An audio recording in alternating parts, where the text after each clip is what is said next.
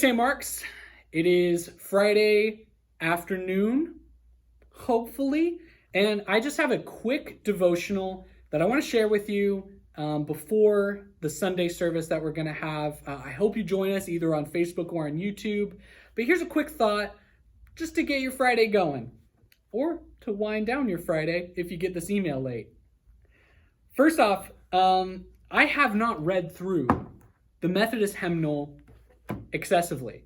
I was raised in a Church of Christ, for some of you who may not know that. I actually came to the Methodist Church somewhat late in my life. I'm 26, and I came to the Methodist Church roundabouts like 1920. So I've been here for a while, hanging out, and I haven't read through the hymnal. And the times that I have, I've just seen songs that I didn't recognize because the Church of Christ has some different hymns. And so I wanted to find a hymn that I knew that I could talk about and that was also in the United Methodist hymnal. So I stumbled upon hymn number 370, which is Victory in Jesus. I know this hymn. Hopefully you know this hymn. And if you don't, look it up on YouTube. It's a really great hymn. And I think it has some interesting things that we can go through really, really quickly. So one of the things about hymns that a lot of younger people forget is that hymns are constructed in a way that they reflect our theology. Hymns were very important to John Wesley, and he picks them meticulously because they are based on repeating what we believe.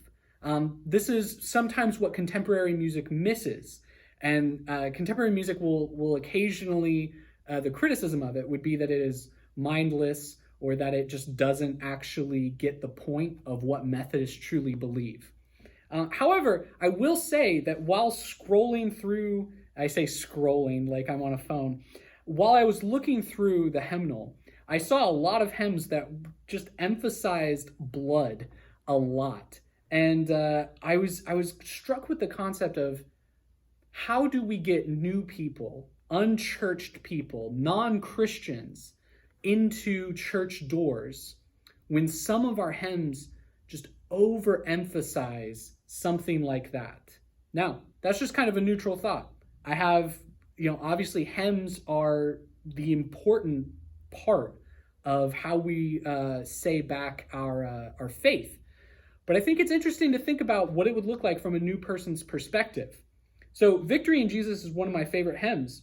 And in it says that Jesus washed me in his cleansing blood. Now, or in his precious blood. Now, one of the things about that's interesting is for a Christian, that's a very comforting thought. I am comforted by that thought because symbolically I know what that means.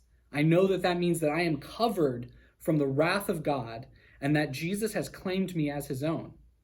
But for a new person, what does that look like? I think that we need to invest time in explaining these simple themes so that people will be able to enjoy hymns on the level that we do. It is immature to assume that other people will just understand a hymn. So that's my first thought. But in a broader sense, victory in Jesus, what does that mean? So what does living in victory look like? Because if we're living out our spiritual journey as a Christian, what does living in victory look like? I will admit that I don't think every day I live completely in victory. However, living in victory doesn't mean that you necessarily have everything together. It doesn't mean that you're perfect. We are all slowly being made perfect. Living in victory means that you are relying on Jesus. It means that in the struggles that you encounter in your day-to-day life, that instead of relying on your own flawed sense of morality, your own flawed sense of self, it means that you are looking to Jesus instead of at the negative thoughts that can get us down as humans. So I want to encourage you to live in victory this week, and that you would remind yourself that you are covered in the blood of Jesus. So thank you for joining me for this quick thought. and I will see you Sunday.